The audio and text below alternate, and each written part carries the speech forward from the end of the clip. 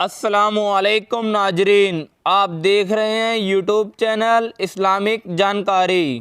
ناظرین، ویڈیو شروع کرنے سے پہلے آپ سے گزارش ہے، اگر آپ چینل پر نئے ہو تو ضرور چینل کو سبسکرائب کریں، ساتھ میں بیل آئیکن بھی دبا دیں تاکہ ہر ویڈیو کی نوٹیفیکیشن آپ تک پہنچاتے رہیں۔ آئیے چلتے ہیں ویڈیو کی خود ساز و سامانم اگسنی یا رسول اللہ، شہابی کس نبازی کوئی طبیبہ چارہ سازی کوئی مریض درد کسیانم اگسنی یا رسول اللہ۔ آئیے ہم اور آپ سب مل کر گنبد خضرا میں آرام فرمانے والے آقا و مولا جناب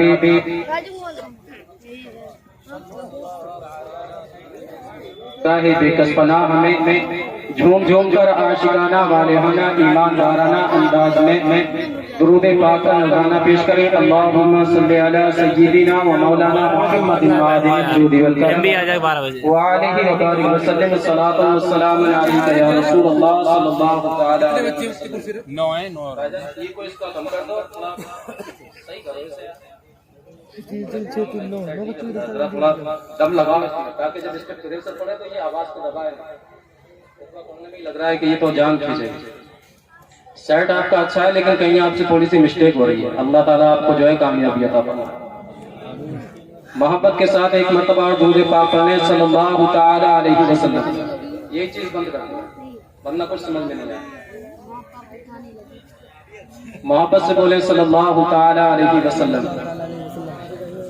زیادہ لمبی تقریر نہیں ہے، باتیں جو بھی ہوں گی ہمارے اور آپ کے سمجھنے کی۔ اگر ہم نے سمجھ لیا تو میں امید کرتا ہوں کہ سمجھنے کے بعد اگر ہم اس پر عمل کریں تو ہماری دنیا بھی سنور جائے اور آخرت میں بھی ہمارا بیڑا پار ہو جائے۔ اعلیٰ حضرت رضی اللہ تعالیٰ عنہ نبی کی تعریف یوں بیان فرماتے ہیں، ان کی مہک نے دل کے گنچے کھلا دیے ہیں، ان کی مہک نے دل کے گنچے کھلا دیے ہیں، جس راہ چل دیے ہیں کوچے بسا دیے ہیں، جس راہ چل دیے ہیں کوچے بسا دیے ہیں۔ واللہ کیا جہنم اب بھی نہ سرد ہوگا، رو رو کے مصطفیٰ نے دریا بہا دیے ہیں۔ اور ملک سخن کی شاہی تم کو رضا مسلم، جس سمت آ گئے ہو سکے بٹھا دیے ہیں۔ حضرات محترم، آج اگر ہم اس دنیا کا جائزہ لیں، اس کائنات میں نظر دوڑائیں اور غور و فکر کریں تو اس کائنات کے اندر آج ہمیں مسلمانوں سے زیادہ ذلیل اور رسوا کوئی قوم نظر نہیں ہے۔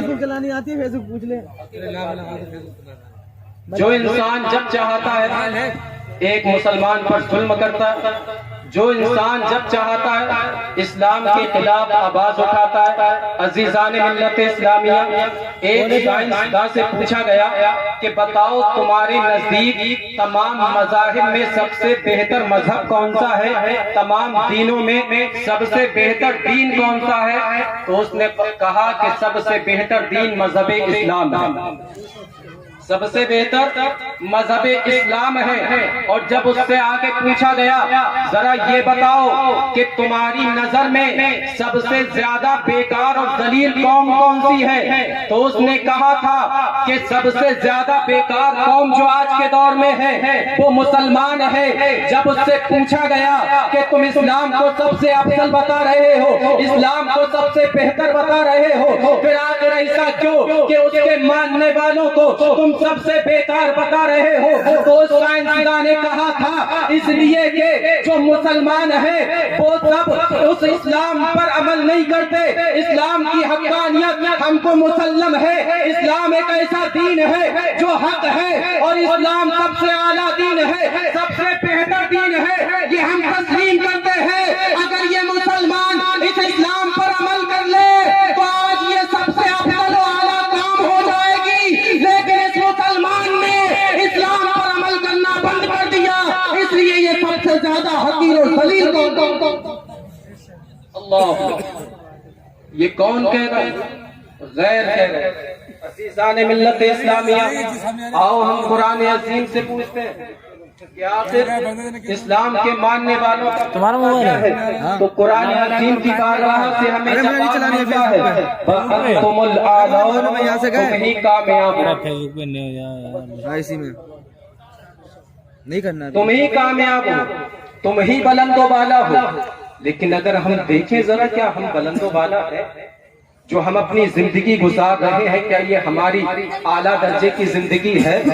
نہیں۔ آج جو چاہتا ہے کھڑا ہوتا ہے اور ایک مسلمان کو ستاتا ہے، کہیں کسی مسلمان کو قتل کر دیا جاتا ہے، کہیں کسی مسلمان کے خون سے ہولی کھیلی جاتی ہے، کبھی برما کے اندر ہمیں مارا جاتا ہے، کبھی بغداد کے اندر ہمیں ستایا جاتا ہے، کبھی فلسطین کے اندر ہماری عبادت گاہوں پہ قبضہ کیا جاتا ہے۔ عزیزان ملت اسلامیہ، آخر قرآن تو کہہ رہا ہے کہ تم ہی بلند و بالا ہو، تو یہ پھر فرق کیوں آ رہا ہے؟ قرآن تو حق ہے قول محمد قول خدا، فرمان نہ بدلا جائے گا، بدلے گا زمانہ لاکھ مگر قرآن نہ بدلا جائے گا۔ آخر یہ فرق کیوں آ رہا ہے؟ عزیزان ملت اسلامیہ، تو آپ آگے بڑھ کر کے دیکھیں جو فرق آ رہا ہے۔ مثال کے طور پر آپ ایک موٹر سائیکل کھڑی کریں اور اس میں پیٹرول بھرا دیں، ٹنکی فل کر دیں، اور ایک برابر میں خالی پیٹرول سے جو خالی ہو موٹر سائیکل اس کو کھڑا کر دیں۔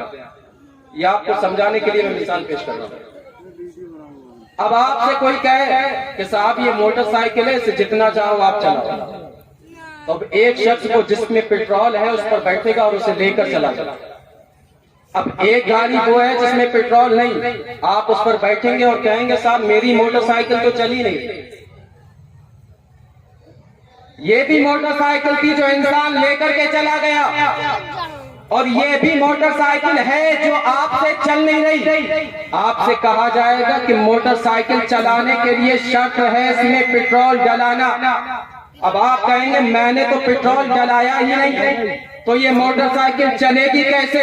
عزیزان ملت اسلامیہ، اب قرآن کہتا ہے کہ تم ہی بلند و بالا ہو، لیکن بلندی قرآن نے جو ہمیں دی ہے اس کے ساتھ میں ایک شرط لگا دی، ان کنتم مؤمنین، اگر تم مومن کامل ہو، اگر تم مومن کامل بن جاؤ، تم اس دنیا میں بھی کامیاب ہو، آخرت میں بھی تم کامیاب ہو۔ اس دنیا کے اندر جو بھی انسان تمہیں دیکھے گا تو تمہیں پریشان نہیں کر سکتا، تم پر ظلم نہیں کر سکتا، بلکہ تمہارے مذہب اسلام کے طریقے کو اپنانے کی وجہ سے، نبی کی سچی محبت دل میں ہونے کی وجہ سے، مومن کامل ہونے کی وجہ سے اس کا دل خود متاثر ہوگا اور وہ بھی کلمہ پڑھتا ہوا نظر آئے گا۔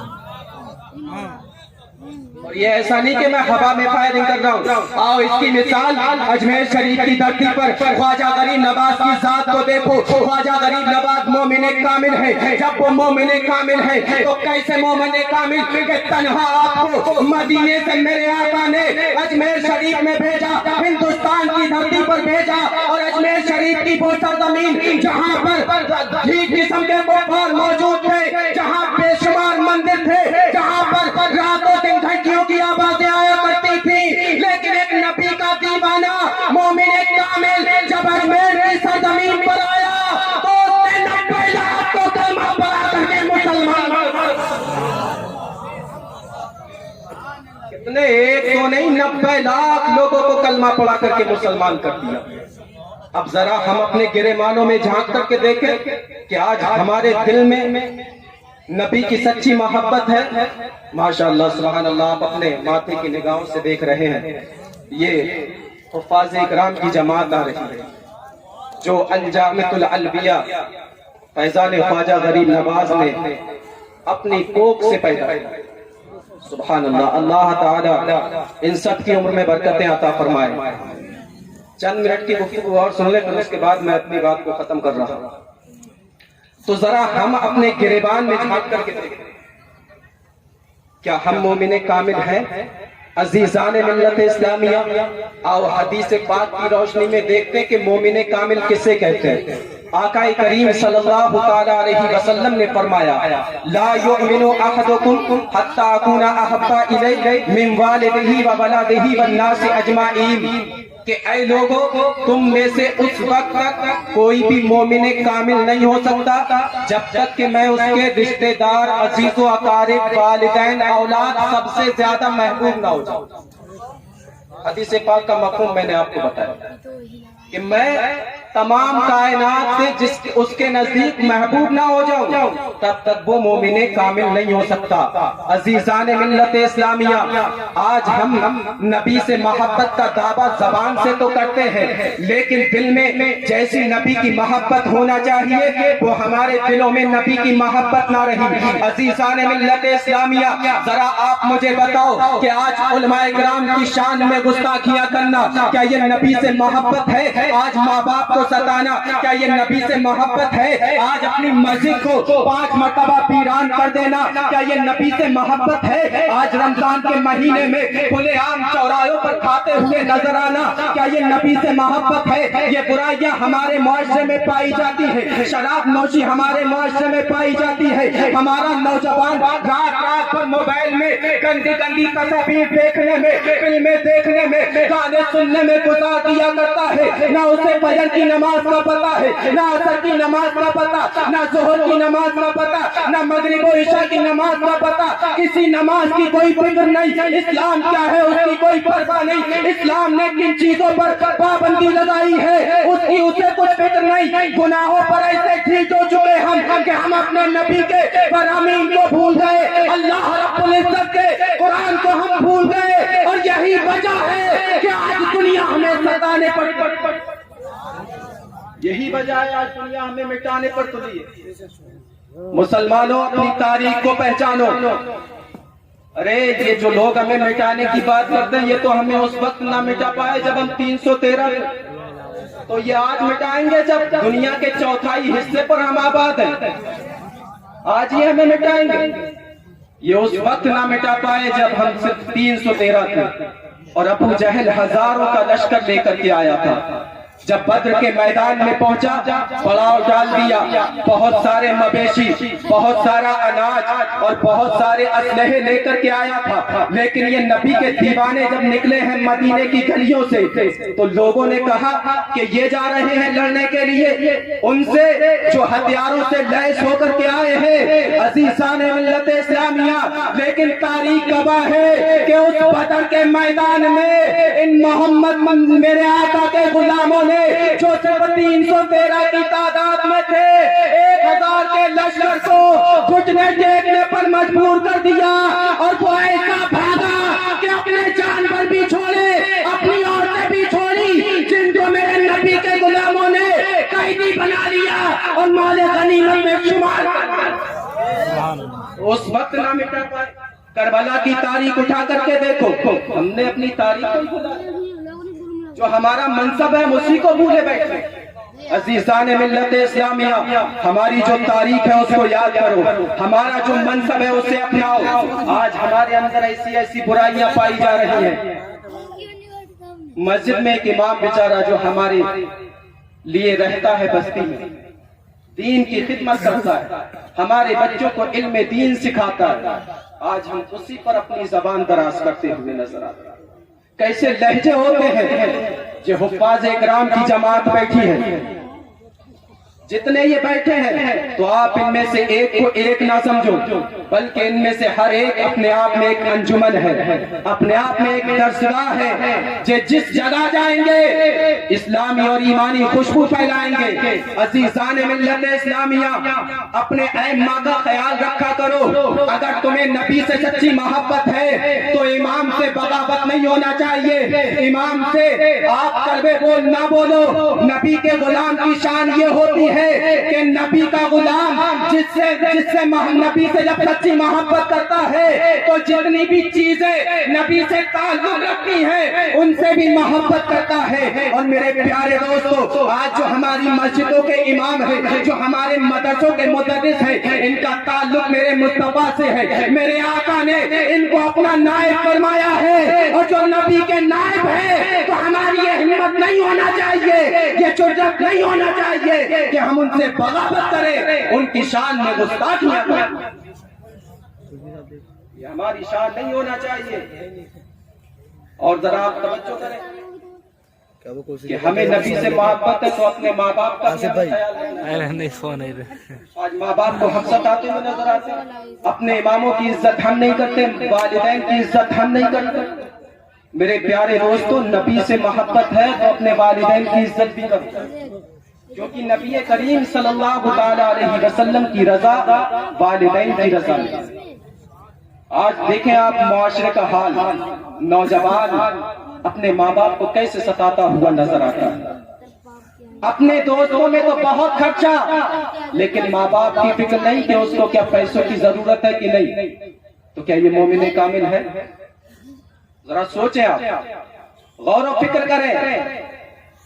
اسے مومن کامل کہتے ہیں کہ میرے آقا فرماتے ہیں والدین کی دعا اولاد کے حق میں ایسے ہے جیسے مجھ محمد کی دعا میرے امتی کے حق میں۔ اب ذرا آپ غور کریں، یہاں ممبر پر اتنے سارے علماء کرام بیٹھے، آپ سارے اتنے لوگ بیٹھے، آپ میں سے کسی کی بھی دعا غوث اعظم کی دعا کی طرح ہو سکتی ہے، آپ کی کسی کی دعا خواجہ غریب نواز کی دعا کی طرح ہو سکتی ہے، لیکن ایک ذات ایسی ہے جس کی دعا نبی کی دعا کی طرح، اور وہ میرے آقا نے خود فرمایا، میرے نبی کا فرمان اٹل ہے جو بدل نہیں سکتا۔ میرے آقا فرماتے ہیں والدین کی دعا اولاد کے حق میں ایسے ہے جیسے مجھ محمد کی دعا میری امتی کے حق میں۔ عزیزان ملت اسلامیہ، آپ نبی کی سیرت کا مطالعہ کر لیں، کتاب اٹھا کر کے دیکھیں، نبی کی سیرت کو پڑھیں تو آپ کو نبی کی سیرت میں کبھی یہ نہیں مل سکتا کہ نبی نے اپنے ہاتھوں کو اللہ کی بارگاہ میں دعا کے لیے اٹھایا ہو اور اللہ تعالیٰ نے آپ کی دعا کو قبول نہ کیا ہو۔ ارے میرے نبی کی شان تو یہ ہے کہ آپ اپنے ہاتھوں کو دعا کے لیے اٹھاتے ہیں، ہاتھ نیچے نہیں آنے پاتے، اللہ تعالیٰ آپ کی دعا کو قبول فرما لیتا ہے۔ تو میرا ایمان کہتا ہے کہ جس نبی نے والدین کی دعا کو اپنی دعا کی طرح بتایا ہو، اس ماں باپ کے ہاتھ نیچے نہیں آنے پائیں گے، اور اللہ تعالیٰ اولاد کے حق میں اس کی دعا کو قبول فرمائے گا۔ لیکن آج ہم کیا کرتے ہیں؟ علماء کرام کی بارگاہ میں بہت دعاؤں کی درخواست رکھتے ہیں، لیکن والدین سے کبھی دعا کی درخواست نہیں کرتے۔ عزیزان ملت اسلامیہ، صرف آخری بات میں آپ کو بتا کر کے گزر جانا چاہتا ہوں۔ عزیزان ملت اسلامیہ، والدین کی دعا کو وہ ہوا کرتی ہے کہ اگر والدین آپ نے ان کی دل سے خدمت کی ہے اور والدین آپ کے مومن کامل ہے، اگر والدین آپ کے نیک ہے اور اپنے ہاتھوں کو آپ اللہ کی بارگاہ میں آپ کے حق میں اٹھا دیا کرتے ہیں، تو اللہ تعالیٰ اس دعا کے صدقے میں ولایت کا منصب بھی عطا فرما سکتا ہے۔ عزیزان ملت اسلامیہ، آؤ اس کا ثبوت صرف ایک چھوٹے سے واقعے سے میں آپ کے سامنے پیش کر دیتا ہوں۔ عزیزان ملت اسلامیہ، حضرت بایزید بسطامی رضی اللہ تعالیٰ عنہ، انہوں نے اپنی والدہ کی بہت خدمت کی۔ ایک رات ان کی والدہ نے، جبکہ سردی کی رات ہے، ٹھنڈ کی رات ہے، اس سردی کی رات میں ان کی والدہ نے فرمایا بیٹا مجھے پانی لا کر کے دو، پینے کے لیے پانی کی حاجت ہے۔ عزیزان ملت اسلامیہ، جس طریقے سے آج ہمارے گھروں میں پانی موجود ہے، جس طریقے سے آج ہر گھر میں نل کا انتظام ہے، اس زمانے میں اس طریقے سے پانی موجود نہیں ہوا کرتا تھا۔ حضرت بایزید بسطامی رضی اللہ تعالیٰ عنہ نے گھر سے برتن لیا، برتن لے کر کے آپ کنویں پر پہنچے۔ اس سردی کی رات میں کنویں سے آپ نے پانی بھرا، پانی بھر کر لے کر کے جب واپس ہوتے ہیں میرے پیارے دوستو، آئے جب مرگ کریم میں تو کیا دیکھتے ہیں کہ آپ کی والدہ سو چکی ہے۔ آپ نے اپنی والدہ کو جگانا گوارا نہ کیا کہ اگر اپنی والدہ کو اٹھاتا ہوں تو ان کے آرام میں خلل پڑ جائے گا۔ بھائی آواز دوبارہ ہے، اس کا آواز تھوڑا صحیح کرو گے، یہ جو ہے گونج دیتی ہے۔ آپ کی والدہ سو چکی ہے، آئے کریم میں دیکھا کہ میری والدہ سو چکی ہے، اب پانی کا وہ برتن اپنے ہاتھ میں لیا، اب کھڑے ہیں، پوری رات آپ نے گزار دی، کھڑے رہے اس انتظار میں کہ کم میری ماں بیدار ہو جائے اور مجھ سے پانی طلب کر لے۔ اللہ، لیکن آپ کی والدہ سوتی رہی۔ مسلک اعلی حضرت علماء اہل سنت خلیفہ سرکار سہیل حضرت قاری سخاوت علی نوری صاحب قبلہ استاد العلماء حضرت علامہ فرید احمد صاحب قبلہ مصباحی علماء اہل سنت اساتذہ کرام مشائخ اہل سنت نعرہ تکبیر نعرہ رسالت الجامعۃ العلویہ فیضان غریب نواز جشن دستار بندی